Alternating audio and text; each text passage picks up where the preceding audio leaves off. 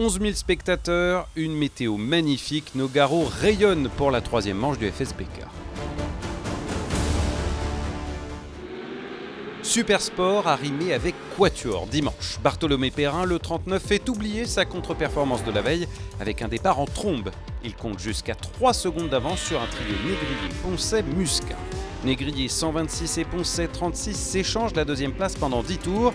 Après quoi Muscat, numéro 3, commence une folle remontée. Il passe Poncet, puis bientôt Négrier. Devant, les pneus tendres de Perrin se dégradent. Il doit céder dans le 16e tour face à un Muscat déchaîné, puis face à Négrier. Muscat croit alors l'emporter devant Négrier et Perrin. Très déçu, Poncet est lui 4e, Exupéry-Beaumont complète le top 5, son premier en carrière. Mais Muscat est finalement disqualifié pour non-conformité technique. Succès de Négrier, nouveau leader au général. Perrin perd une place, Cazard finalement 5e de la course, garde sa 4e position. Au Challenger, Godefroy l'emporte et reste leader de la catégorie. Deuxième jour, deuxième opportunité pour déstabiliser Kenny Forêt. Pohlmann est en tête, Alan Techer offre un spectacle majuscule avec le champion de France, mais Forêt finit par trouver l'ouverture au quart de la course. 10e tour, grosse chute de Martin Renaudin, blessé à la main gauche, drapeau rouge, second départ, course sprint de 5 tours. Au Challenger, Enzo de la Vega s'impose mais finit 6e au scratch, ses pneus ont souffert. Mathieu Ginès rentre dans le top 5, une première au guidon de sa Yamaha en 4 courses.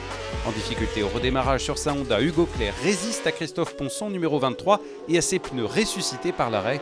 Clerc 3e, Ponson 4e pour la victoire. Une fois encore, Forêt triomphe, mais Techer n'échoue qu'à 15 centièmes. 6 fois les lauriers en 6 courses pour Forêt. Ça n'était plus arrivé depuis 2 bises en 2021. Au général, de la Vega remonte à la 3e place, Techer à la 4e, Ginès est dans le top 10. Le sidecar ouvrait le bal dimanche après-midi. En F2, Ted et Vincent Peugeot brillent comme la veille. Les 74 devancent la doublette Carré-Guillard, numéro 107, et le binôme Mercier-Moguet. En F600, Marjorie Sessuti et Paul Léglise, les 33 signent un bien joli doublé, le scratch en prime. Podium identique à samedi, les Vinay numéro 17 prennent la 2e place, malgré une bien belle opposition avec le duo Vito-Spira, numéro 27. Ça s'est joué à moins de 6 dixièmes. Pas de changement aux 2 premières places du général, en revanche, Sessuti et Léglise pointent en 3e position. Comme la veille, départ canon de Gabriel Piot, 5e sur la grille de l'OGP et en tête dans le premier tour. Le numéro 10 est en feu sur la piste gersoise. Les hostilités lancées, Nolan Macari le 25 et Esteban Mil le 15 sont à la poursuite de Piot. Au bout du tracé de Nogaro, doublé pour Piot, Macari prend la 2e place devant Nil. En pré 3, doublé pour Evan Bourdin.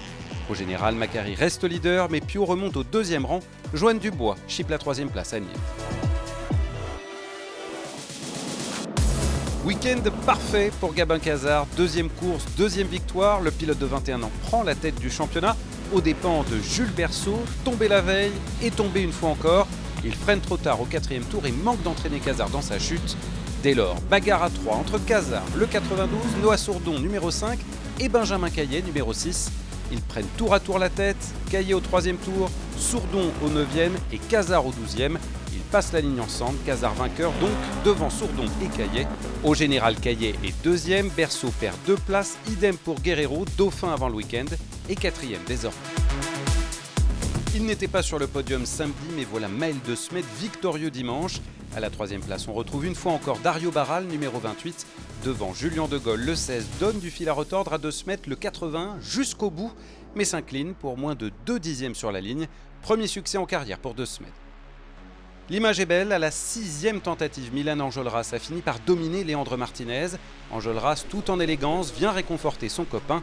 Sur la piste, Marceau Margrin, numéro 22, monte sur le podium. À l'avant, Martinez, le 8, bataille avec Enjolras, le 4 jusqu'à la ligne. Le leader battu pour 5 petits centièmes. Enjolras claque le scratch, Martinez conserve la tête au général. En moto 5, De Gaulle prend le lead devant Barral. Absent, Berthelot rétrograde au 3e rang.